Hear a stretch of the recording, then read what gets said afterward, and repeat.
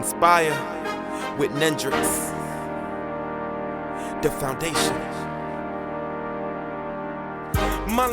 Hey, welcome back, Embracing Arms community. This is Dr. Danielle Hairston with Your Best Life, and I am coming back to you with another 5-minute quickie. I just wanted to share some thoughts around resumes. I don't know if you are in the process of creating a resume, editing a resume, I don't know, redoing it all over again. But just let me give you just a couple things to consider.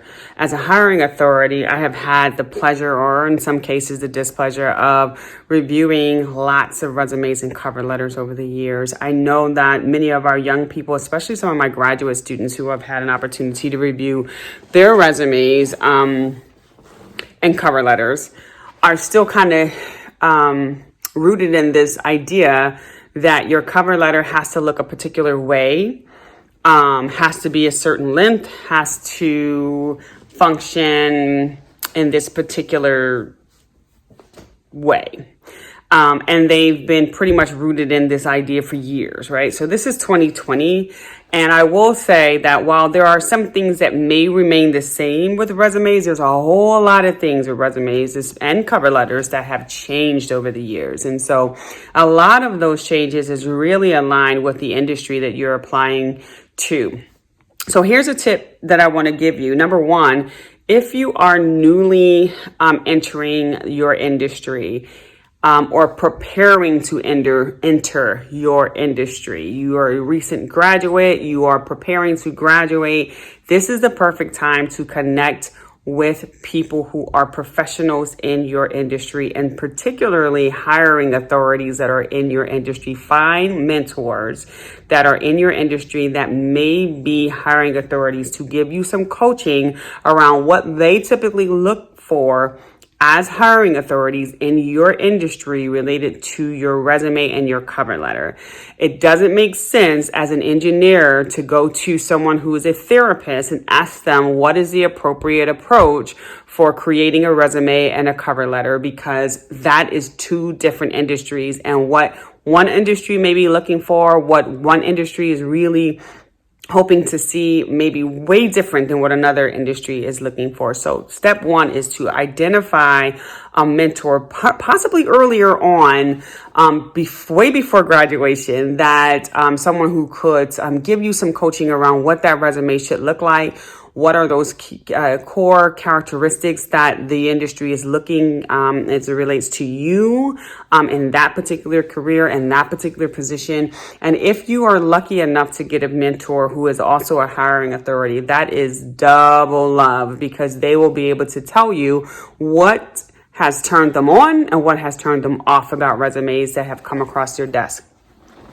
The other thing is that when you are applying for jobs, I don't care what industry it is, for me, I will say as a hiring authority, I look at your resume as a detailed description of your academic, employment, and social activity trajectory. Detailed. I look at your cover letter as a way to sell me yourself, that will inspire me to read your resume. The cover letter is really critical. And in your cover letter, you must talk about the required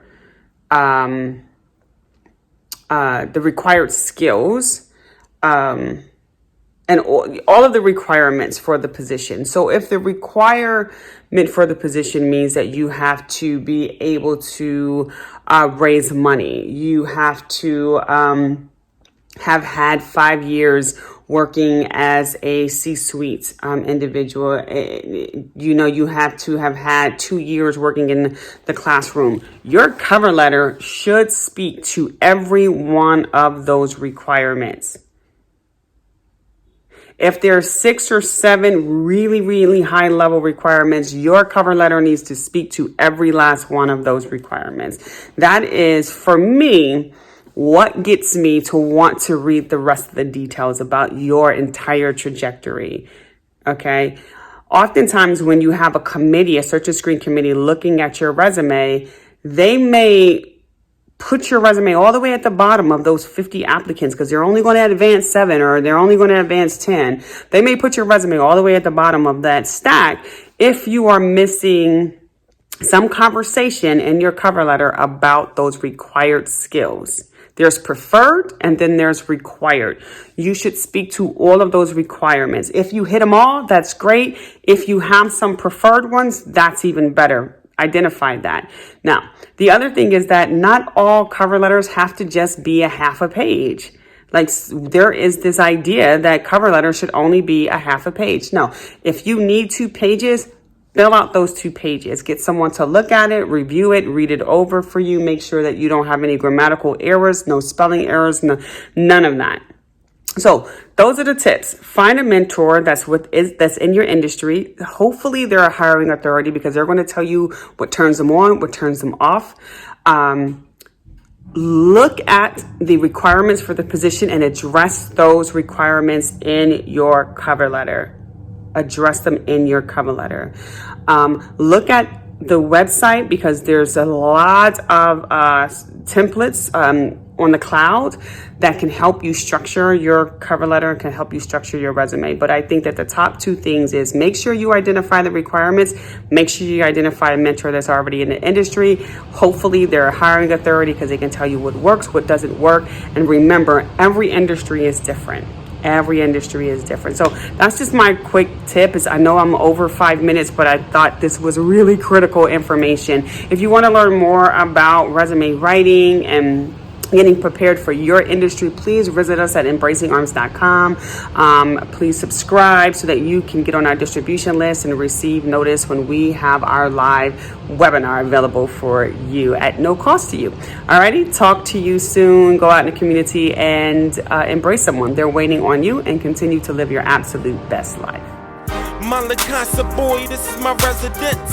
My prescription boy, this is my medicine. The world can be sickening, living in house resemblance. Not to mention the media's effort to keep us in the most simplistic state of mind. Lowest age bracket committing the highest rate of crime.